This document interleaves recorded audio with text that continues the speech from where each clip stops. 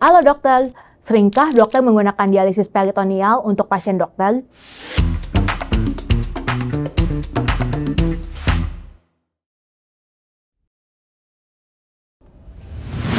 Nah, seperti yang kita tahu, prevalensi penyakit ginjal kronis itu semakin meningkat. Di dunia, lebih dari 13% orang dewasa mengalami kondisi ini, dan kemungkinan akan terus semakin banyak ya. Kemudian juga karena meningkatnya penyakit diabetes, hipertensi, sama penyakit jantung. Tahap akhir dari penyakit ginjal kronis yang tidak ditangani adalah penyakit ginjal tahap akhir atau end-stage renal disease. Kalau sudah di tahap ini, pasien memerlukan terapi pengganti ginjal.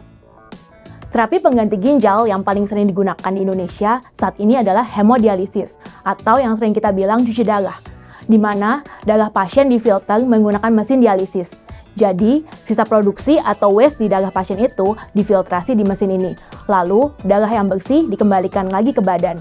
Beda dengan dialisis peritoneal. Kalau dialisis peritoneal itu, cairan dialisat dimasukkan ke membran peritoneum di badan pasien sendiri. Terus, waste dan cairan berlebih itu ditarik keluar oleh cairan dialisat, terus dikeluarkan ke kantong cairan untuk waste. Biasanya itu, proses filter atau cuci pakai dialisis peritoneal 3-5 kali sehari. Nah, sebenarnya mana yang lebih bagus sih? Cuci darah atau dialisis peritoneal? Coba deh kita lihat dari hasil uji acak terkontrol tahun 2024 yang membandingkan dialisis peritoneal versus cuci darah. Hasilnya, ternyata luaran 28 hari mortalitas tidak berbeda antara grup pasien yang menjalani dialisis peritoneal dengan cuci darah. Lalu, proses recovery pada pasien dialisis peritoneal lebih baik dibandingkan hemodialisis karena komplikasinya lebih sedikit.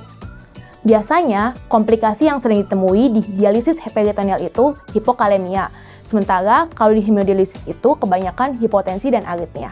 Sebelum kita bahas lebih lanjut, dokter udah tahu belum soal e-course di Alomedica?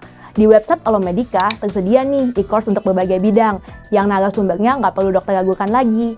Mau kapanpun, dimanapun, dokter bisa akses e-course melalui website Alomedica. Udah gitu, sekarang e-course kita ber-SKP Kemkes loh. Yuk ikuti e-course Alomedica sekarang.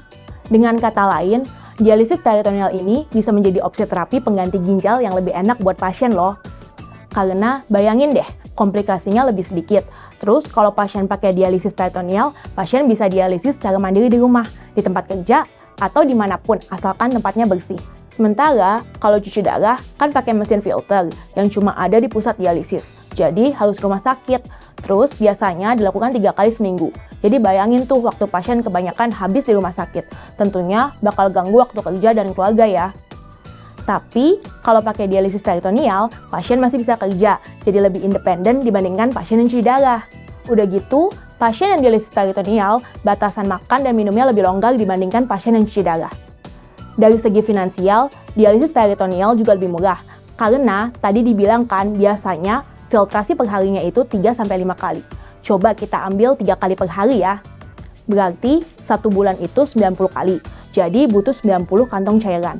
Nah, tarif yang disediakan BPJS untuk 90-120 kantong cairan dialisis peritoneal itu 7,5 juta. Sedangkan cuci darah itu kan tadinya dibilang 3 kali seminggu. Nah, 1 kali cuci darah itu biasanya kisaran 700.000 sampai 1 juta. Anggap 700.000 dikali 3 dikali 4, berarti udah 8,4 juta. Ini pun belum termasuk biaya-biaya lain, kayak transportasi, makan, lalu pengeluaran oleh anggota keluarga yang menemani, dan juga kerugian lainnya, karena tidak bisa bekerja pada saat sesi cuci darah tersebut. Semoga teman-teman dokter berminat untuk banyakin pelayanan dialisis peritoneal ini, supaya bisa diimplementasikan untuk pasien-pasien kita yang membutuhkan, karena selain lebih cost efektif, kualitas hidup dan kemandirian pasien itu juga lebih baik dengan dialisis peritoneal. Like dan share video ini ke teman-teman dokter ya, subscribe channel Alomedica, dan nyalakan lonceng notifikasinya. Jadi dokter andal dalam genggaman, salam Alomedica!